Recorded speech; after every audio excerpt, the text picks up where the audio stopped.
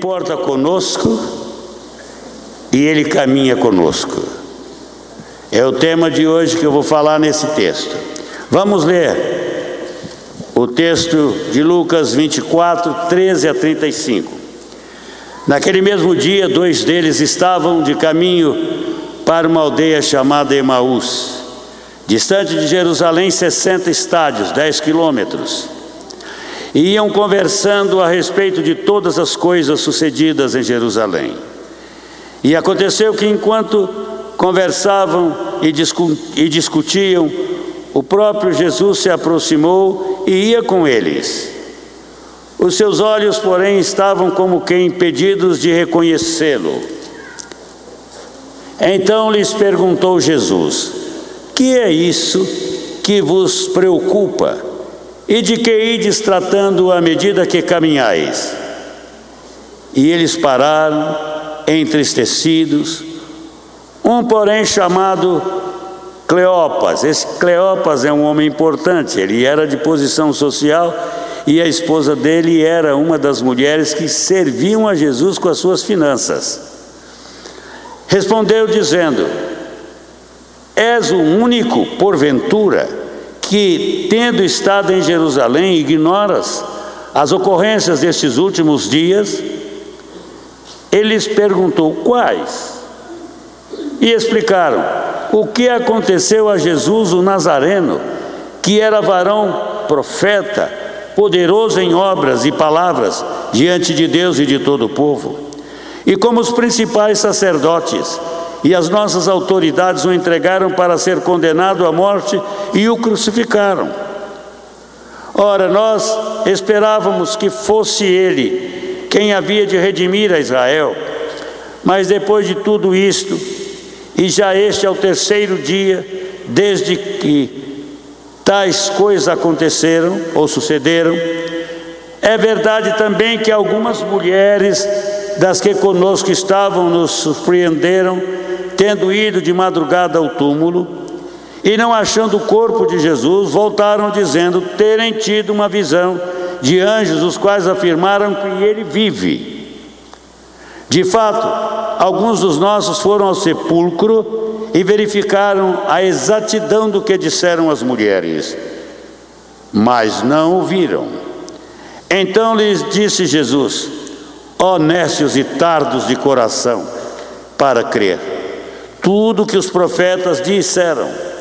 Porventura não convinha que o Cristo padecesse e entrasse na sua glória? E começando por Moisés, discorrendo por todos os profetas, expunha-lhes o que a seu respeito constava em todas as Escrituras. Quando se aproximavam da aldeia para onde iam, fez ele menção de passar adiante. Mas eles o constrangeram, dizendo: fica conosco, porque é tarde, e o dia já declina. E entrou para ficar com eles. E aconteceu que quando estavam à mesa, tomando ele o pão, abençoou e, tendo-o partido, lhes deu. Então se lhes abriram os olhos e o reconheceram, mas ele desapareceu da presença deles.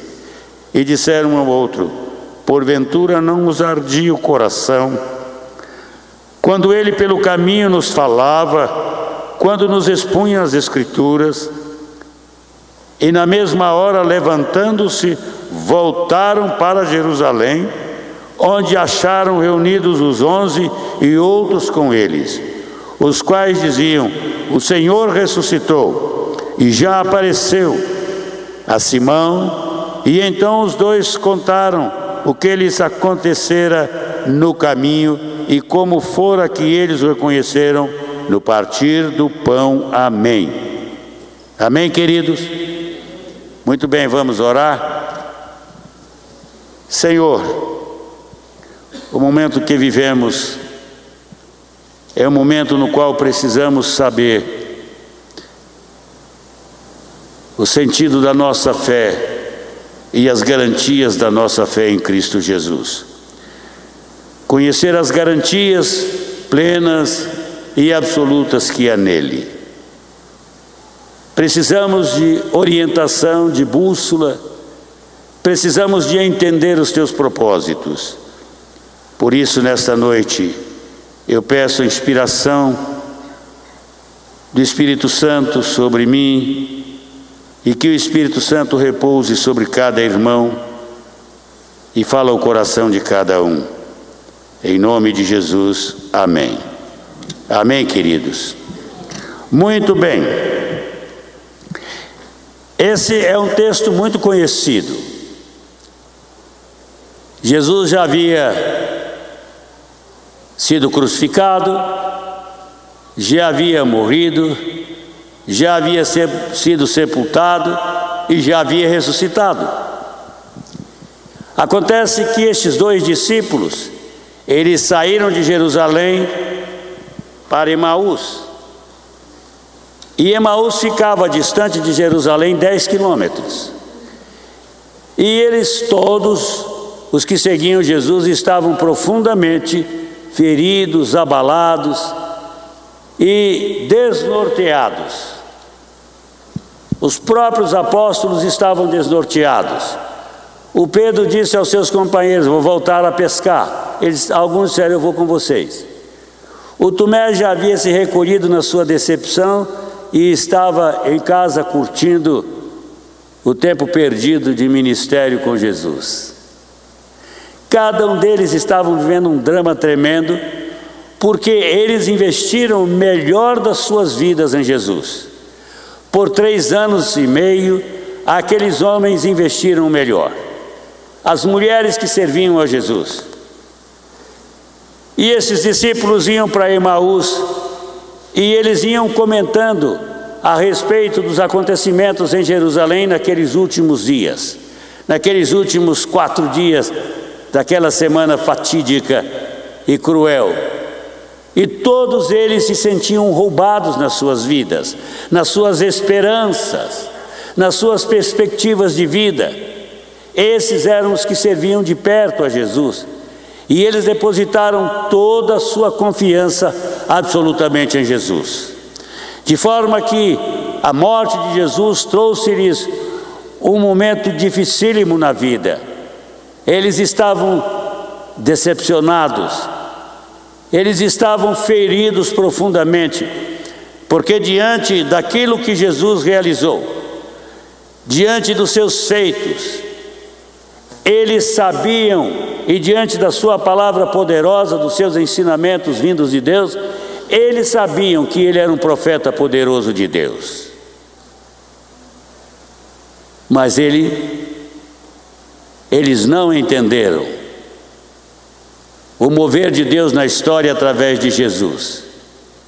E o nosso grande problema, entramos como crentes, podemos ter estes mesmos sentimentos que esses discípulos tiveram. Às vezes passamos por um momento de desilusão, de decepção, de solidão, lutas com as nossas famílias, lutas com os nossos filhos, lutas com as nossas finanças, lutas para se manter vivo numa cidade violenta como Brasília, lutas para manter uma vida equilibrada, solitários às vezes porque não temos como compartilhar.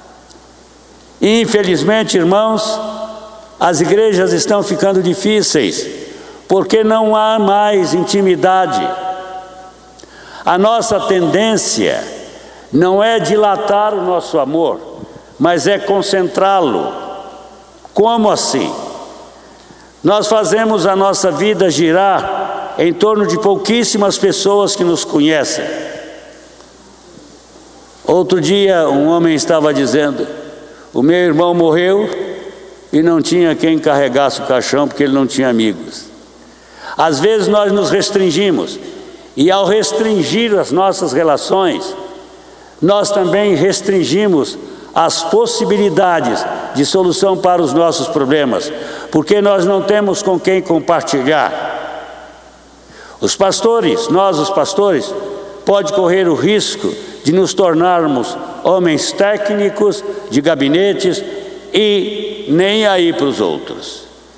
O ministério dos nossos dias, ele está correndo atrás de muita coisa, menos de formar discípulos verdadeiros. Nós não temos tempo. E então, irmãos, a nossa vida pode refletir muito bem o que estava acontecendo na vida de Cleopas e do seu companheiro. Cleopas nós conhecemos. Era o marido da Maria que servia a Jesus. Eram íntimos. E eles saíram de Jerusalém arrasados depois do sepultamento de Jesus. Eles saíram desesperançosos. E eles iam pelo caminho. Eram 10 quilômetros, muito tempo para andar. Eles iam confabulando. Eles iam conversando a respeito dos últimos acontecimentos daqueles 4 últimos dias ou 5 da história da vida de Jesus na terra.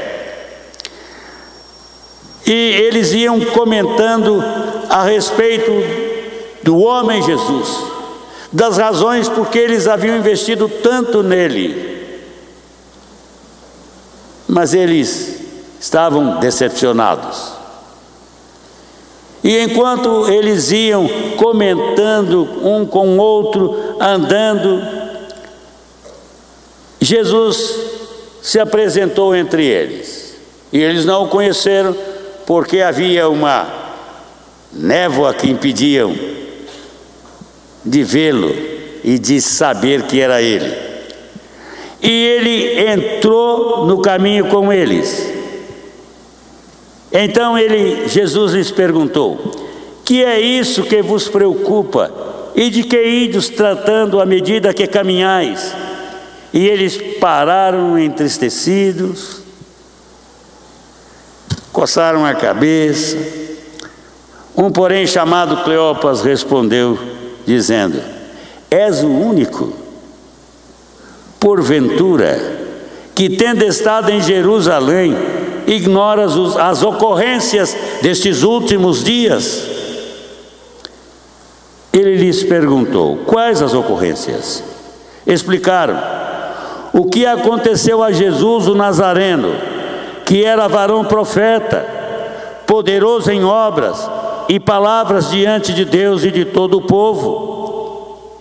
E como os principais sacerdotes e as nossas autoridades o entregaram para ser condenado à morte e o crucificaram. Ora, nós esperávamos que fosse ele quem havia de redimir Israel. Mas depois de tudo isto, e já este é o 3º dia, desde que tais coisas sucederam, mas nós não sabemos o que de fato aconteceu. A mulher disse que ele não estava no túmulo, a Maria Madalena, ela teve uma visão de anjos que diz que ele estava vivo. Pedro e João foram lá, mas não o viram, mas diz que ele já apareceu para Simão. Mas irmãos, eles ouviram Jesus pregando, e Jesus foi muito taxativo em anunciar a eles que ele era o ungido de Deus e que ele era o servo sofredor.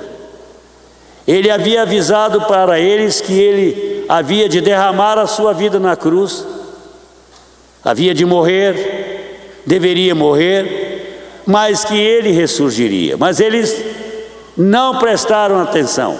O problema da gente quando assenta numa igreja é prestar atenção. E vocês sabem que a igreja é o lugar onde mais distração vem sobre a nossa mente a respeito de muitas coisas.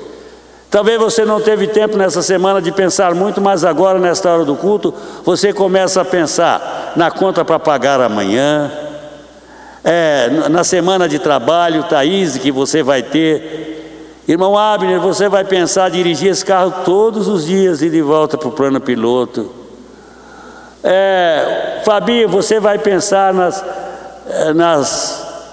suas andanças como policial. André vai pensar no seu comando lá. Você vai pensar nos soldados que você comanda. PC vai pensar no trabalho dele. Ednei tem que pensar no exército, no general. Tem que pensar também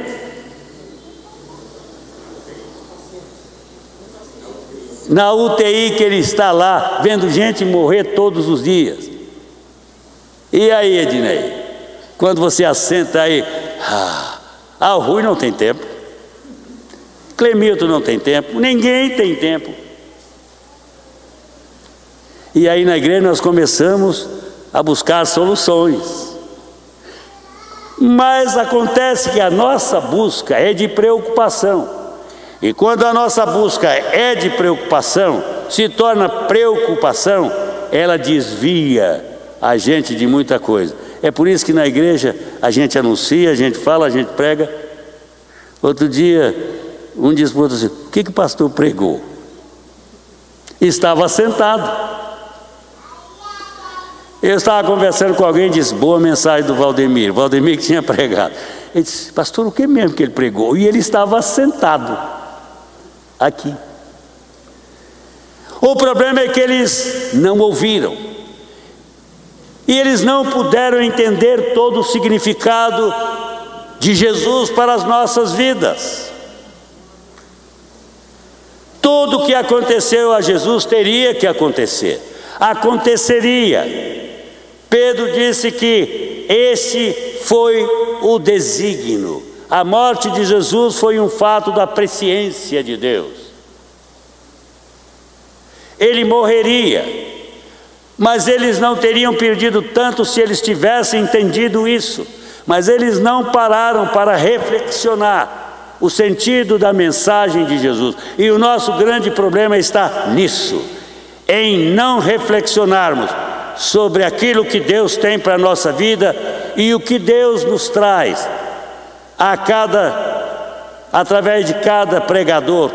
Eu entendi, já depois de 52 anos pregando o Evangelho, eu já entendi que toda pregação tem um fundo de verdade, desde que o homem seja de Deus. Quando não é um homem de Deus, é um homem em busca de satisfação do seu ego, você não vai entender. Mas o homem de Deus tem alguma coisa para você. A mulher de Deus tem a sua coisa para você. Eu me lembro do meu pregador dos primeiros dias da minha conversão. Era um homem de Deus, extraordinário, mas ele era semi-analfabeto. E acontece que ele era esquecido. Ele punha um óculos aqui e para achar o óculos, ele pegava o paletó e abotoava o botão de uma casa com outro. A gravata para cá, a camisa para cá. Mas aquele homenzinho ia lá no púlpito e ele nunca foi, enquanto eu o ouvi, até que eu saísse da aldeia para ir para Mantena, eu perdi alguma coisa. Ele era muito bom, um homem simples. Na palavra ele era poderoso. Então, irmãos, ouçam-me bem. Eu disse a vocês que eu vou falar sobre o quê?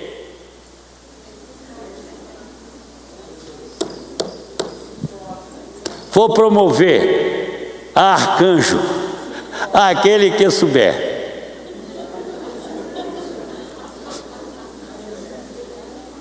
E eu falei agora. Ele importa conosco e caminha conosco.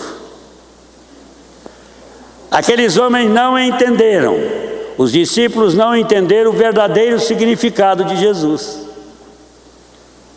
Ele entrou na história para transformar a nossa história. Ele entrou na história para trabalhar nos nossos problemas, necessidades, frustrações e perdas, e até ganhos. Então, meus amados,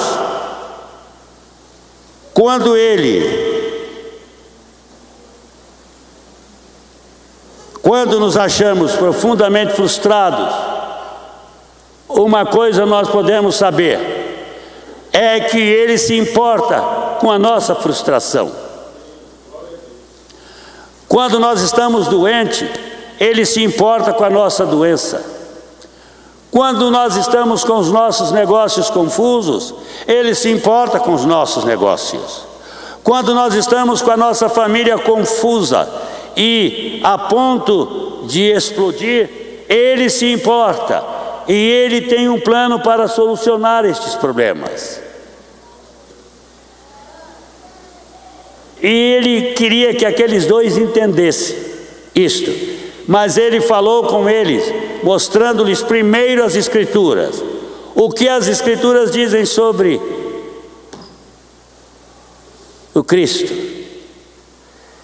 E Ele diz para eles o seguinte: que é isso que vos preocupa, e de que ides tratando à medida que caminhais? Eles pararam, entristecidos. Um, porém, chamado Cleopas, respondeu dizendo: és o único, porventura, que tendo estado em Jerusalém, ignoras o que ocorreu ali? Mas antes de ele falar isso, ele expôs as Escrituras para eles. Depois que Cleopas expõe as suas preocupações, Jesus começa a expor para eles tudo o que Deus planejou para a vida dele. E ele diz para eles: tudo isto está nas Escrituras. Eu vim com este propósito. O Cristo veio com este propósito. E aí, meus amados irmãos, ele chamou a atenção deles para o fato de que ele veio por causa deles. Uma coisa que nós precisamos resolver na nossa fé é aquele em quem nós temos crido, e as implicações da nossa fé nele. Você tem certeza que a sua fé tem sentido nele?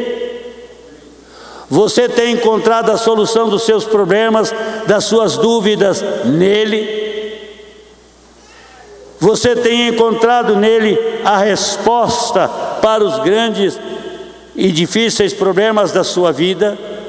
Ou até para as suas boas finanças, como usar o seu dinheiro? Ele quer que eles entendam o sentido da sua encarnação, da sua entrada na história. E Ele quer que nós saibamos que a nossa história tem a ver com Ele, e Ele tem tudo a ver com a nossa história. Alguma coisa? Vejamos agora.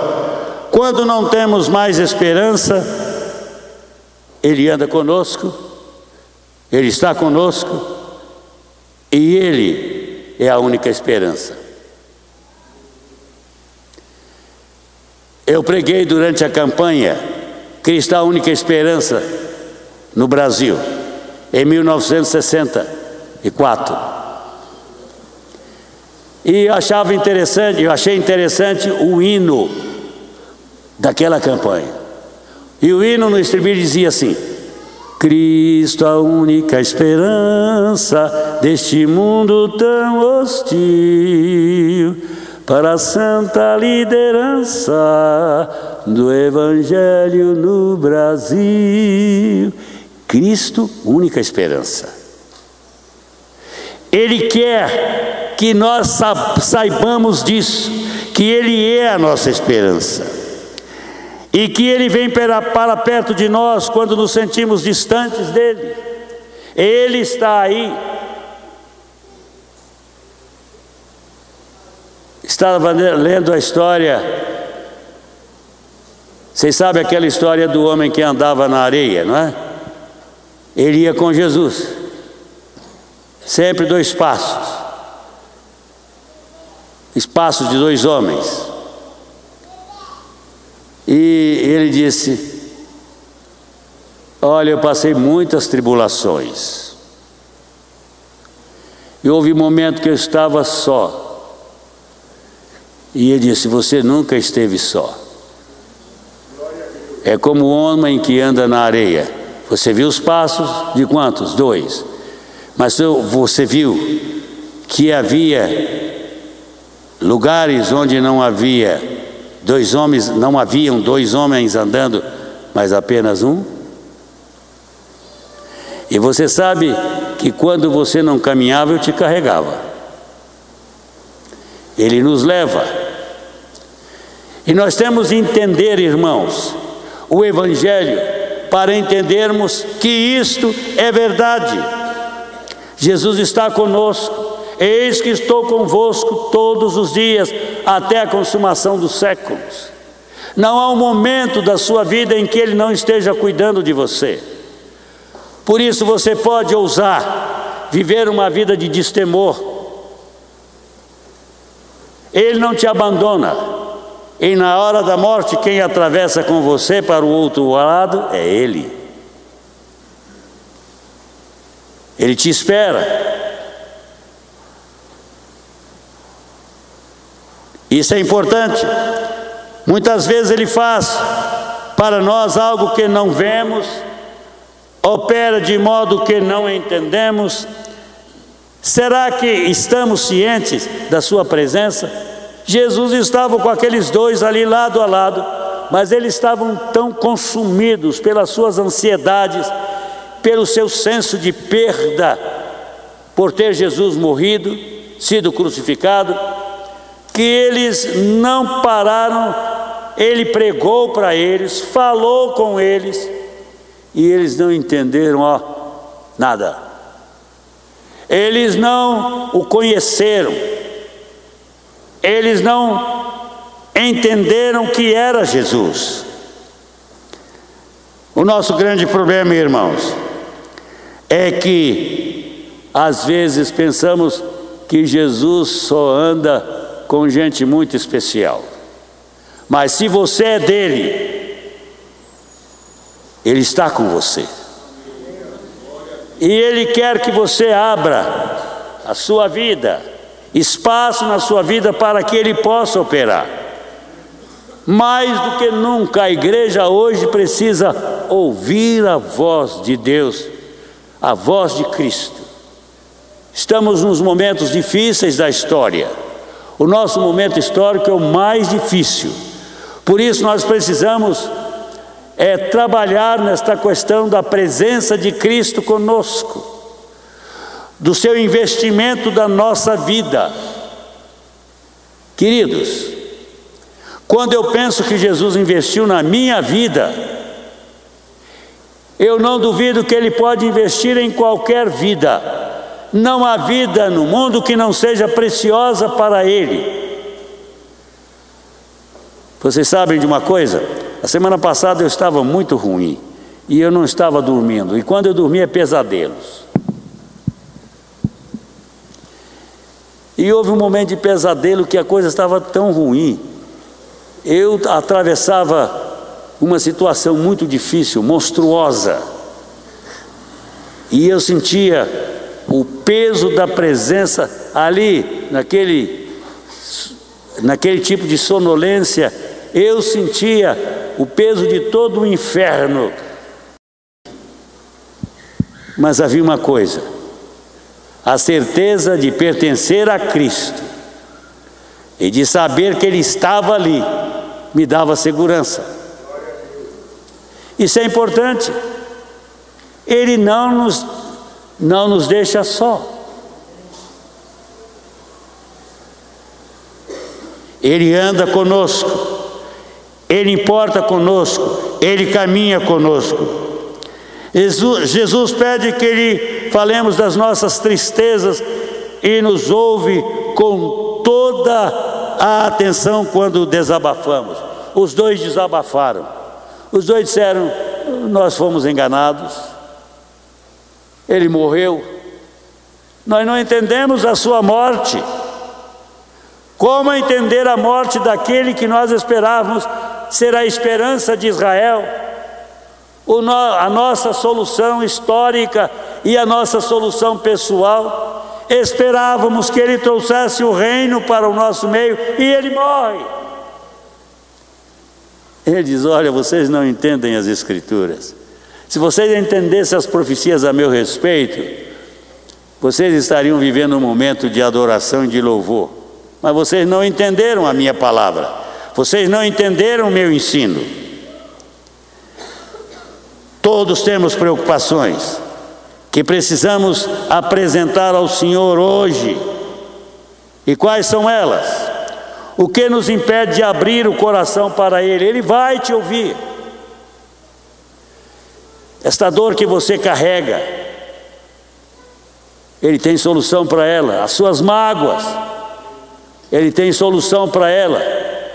As suas desesperanças, Ele pode transformá-las em esperança.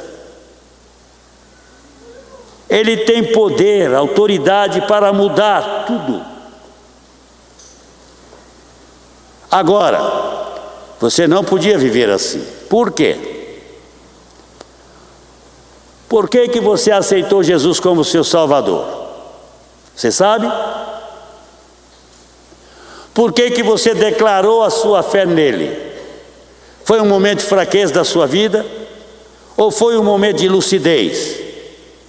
Alguma vez você já sentiu tocado por Jesus? Quantos aqui já sentiram o toque de Jesus na sua vida? Levante a mão.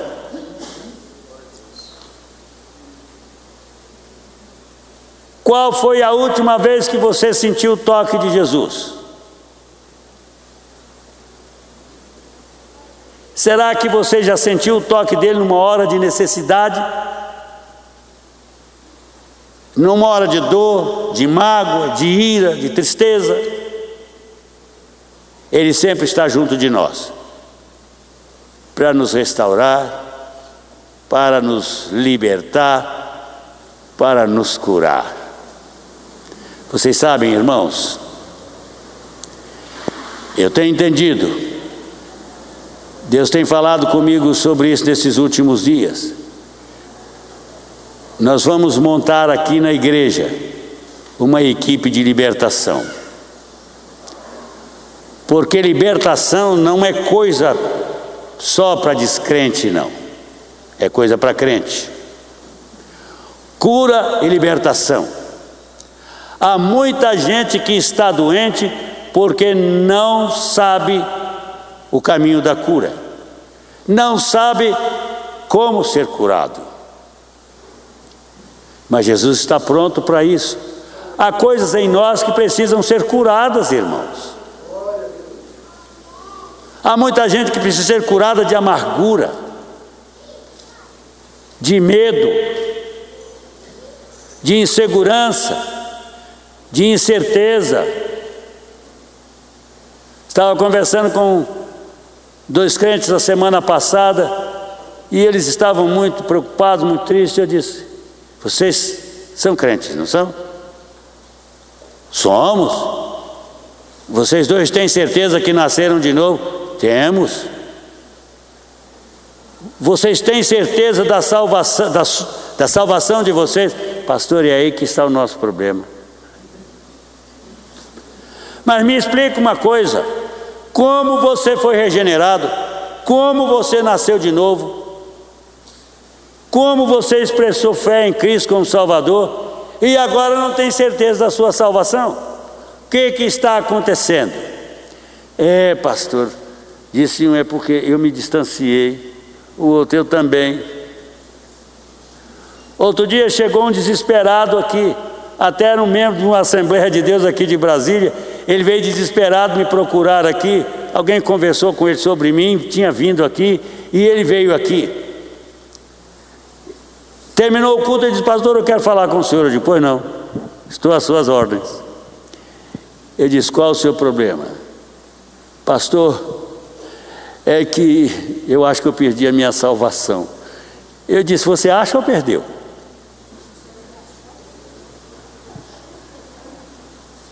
Aí eu perguntei para ele: algum dia você achou salvação? E ele me disse: achei. E agora? Quero lhe perguntar, que tipo de salvação? Muita gente tem uma salvação periclitante. Ele achou que perdeu a salvação porque abandonou a igreja e tinha pecado contra o Espírito Santo. Até que eu convencesse esse mocinho que afastar da igreja não é blasfêmia contra o Espírito Santo, foi uma luta. Mas por quê? Porque ele não vivia próximo de Cristo, não estava próximo, encantou-se por uma moça que o seduziu. E às vezes é o rapaz que seduz a moça. Trocou Jesus. Quando nós trocamos Jesus por qualquer coisa, nós perdemos a nossa perspectiva de salvação. Mas Jesus quer restaurar isso em nós. Por isso nós temos que começar a aperfeiçoar a nossa consciência cristã de presença permanente de Cristo conosco. Porque então, irmãos, nós vamos aprender a atravessar o vale da sombra da morte. Nós vamos atravessar o vale das crises, das decepções, das angústias, da dor, das incertezas. E nós vamos atravessar todos estes vales de provas, na certeza de que Jesus está caminhando conosco. Não há momento tão triste quando você enfrenta uma enfermidade séria e você não tem certeza de Jesus estar ao seu lado.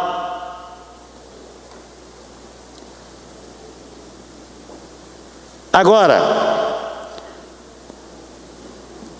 mas uma coisa que Jesus quer fazer é esclarecer as nossas dúvidas. Quantos têm dúvidas no coração aqui?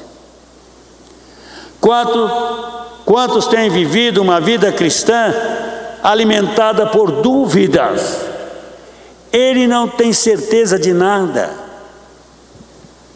Eu converso muito com crentes. Algumas vezes eu pergunto: você tem certeza que nasceu de novo? Pastor, fala para mim o que é novo nascimento. Você tem certeza que é regenerado? Fala para mim. Você é santo? Ih, pastor, acho que não sou não. O que você é? Eu sou um duvidoso. É isto aí. Jesus quer tirar-nos desse cristianismo anêmico, fragilizado, centrado em homens. Ele quer nos tirar disto. Ele quer que nós andemos com Ele. Vocês que estão nas universidades aí, não se preocupem pensando que aquele psicólogo que é seu professor sabe tudo, que ele pode estar numa confusão do inferno. O Freud viveu uma confusão do inferno. O homem que aproximou mais de Freud, que era ao contrário dele, vocês sabem que ele nasceu num lar cristão. Ele era filho de um pastor da Igreja Reformada da Suíça. Foi o maior psicólogo, o maior psicanalista depois de Freud. Ele chamava Carl Jung. Este homem, na juventude dele, se viu na igreja, intelectual, estudioso, começou a pesquisar e queria uma igreja forte. Quando ele era adolescente, ele era interessadíssimo na vida cristã. Foi conversar com o pai dele, que era pastor, mas o pai dele estava vivendo uma depressão do inferno. E o pai dele não deu ajuda para ele. Ele se preparou para se tornar membro da igreja, achou que aí ele ia crescer, mas não cresceu nada, porque a turma da igreja da Suíça era como o pai dele. Não podia ajudá-lo em nada, irmão miserável da igreja, que não tem nada para ajudar os outros. Gostamos de festas, às vezes vamos a juventude está correndo atrás de festas, está correndo atrás de eventos, ouvindo mensagens de todos os lados e não guardando nada. Maravilhosos ouvintes, mas não guardam nada. A vantagem deles é que estão zerados daquilo que ouviram. Mas o que nós precisamos, irmãos, é aprofundar, é ter uma fé viva. Uma igreja precisa experimentar isto. Queridos, não é uma questão só de assentar nesses bancos. É uma questão de conhecer Jesus, o propósito de Jesus na história, o que Ele veio fazer por nós, o que Ele fez por nós. Mas qual é a preocupação central da sua vida? Você leva a sério isso? Isso é muito importante. Então, irmãos, Ele quer que nós vivamos com Ele acima das dúvidas. Mas para isso, você precisa pagar preço da vivência com a palavra, do entendimento da palavra. Pague caro para ter um bom pregador, sempre comprometido com Deus, um homem santo, salvo. Eu tenho dito a esta igreja: se eu não sirvo para ser padrão, então não sirvo para ser pastor. Pastor é para ser padrão na sua fé, na sua vida financeira, como marido. Pastor tem que apanhar da mulher e ficar calado.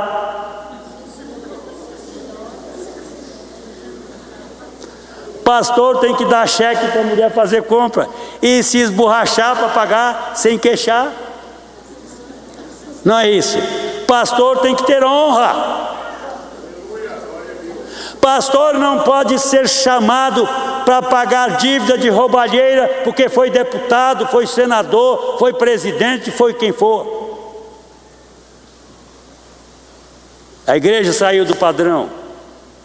Pelo amor de Deus, irmãos, orem por mim, por Valdemir, pastor Abner, os que trazem mensagens aqui, os que ministram, para que nós vivamos uma vida verdadeira. Eu tenho visto, irmão, nós estamos em congresso, um congresso de casal, congresso de avivamento, congresso disso, congresso daquilo, mas a vida continua a mesma. A vida conjugal é a mesma, não tem novidade.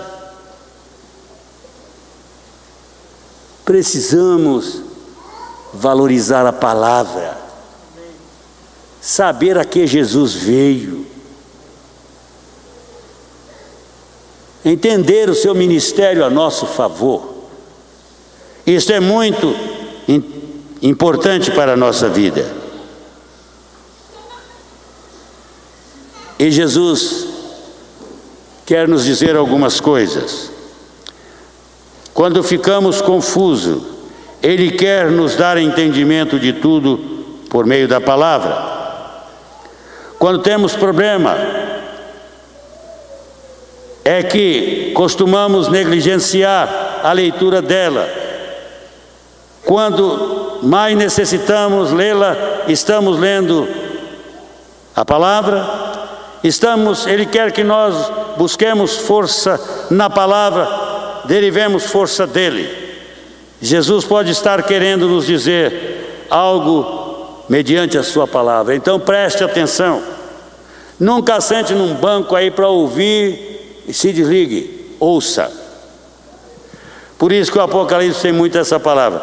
E o Espírito e a igreja dizem: ouçam.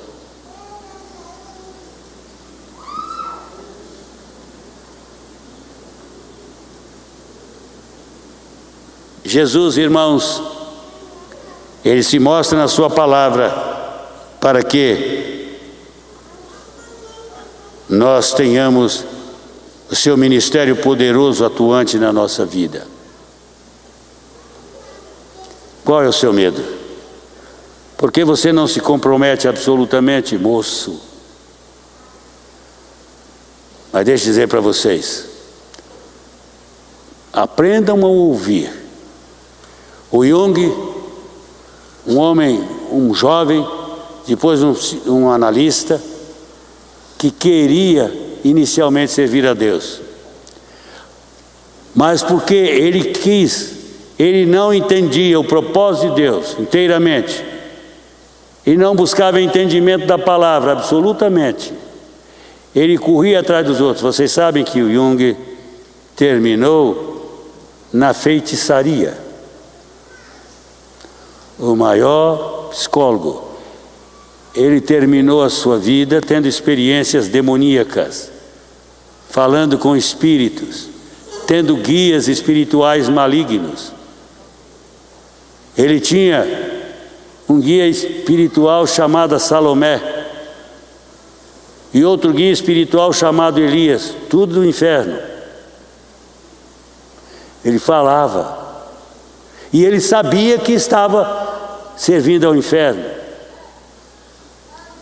Às vezes, irmãos, nós não sabemos a quem servimos, mas ele sabia. E ele diz que optou por isso, porque os demônios falavam com ele. E ele tinha manifestações mesmo.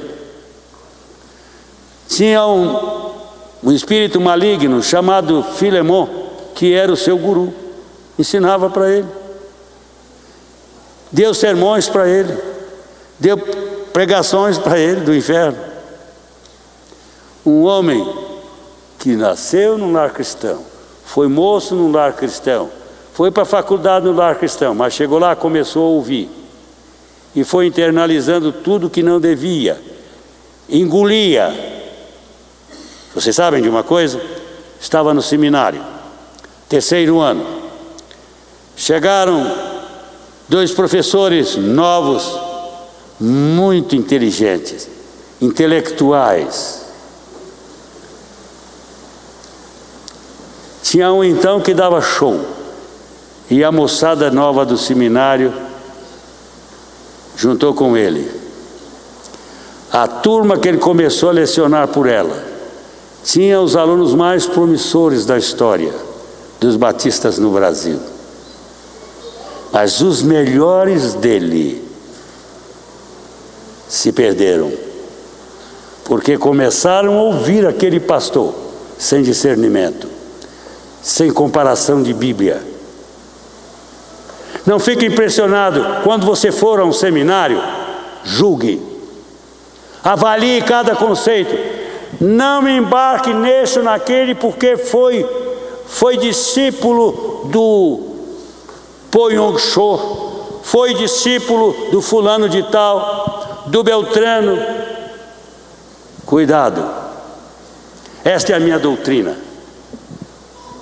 Pare de correr atrás disso. Centre-se em Cristo.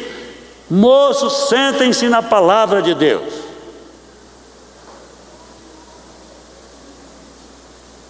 Jesus está conosco, caminha conosco.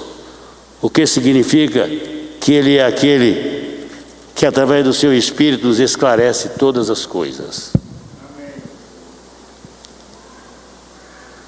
Como você está caminhando? Com quem você está caminhando? Quem é o seu mestre? Se você está na universidade, cuidado com aquele professor muito intelectual. Se ele não pertence a Jesus, você pode estar certo que ele é materialista.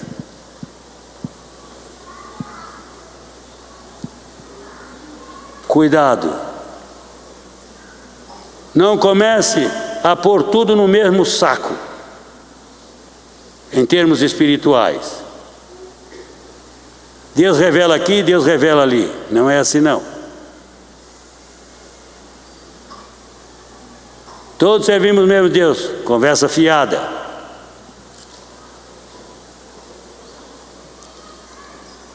O homem que serve a Deus é conhecido pelo seu caráter, pela sua postura, pela sua dignidade, pela sua posição, pela sua humildade, pela sua bondade.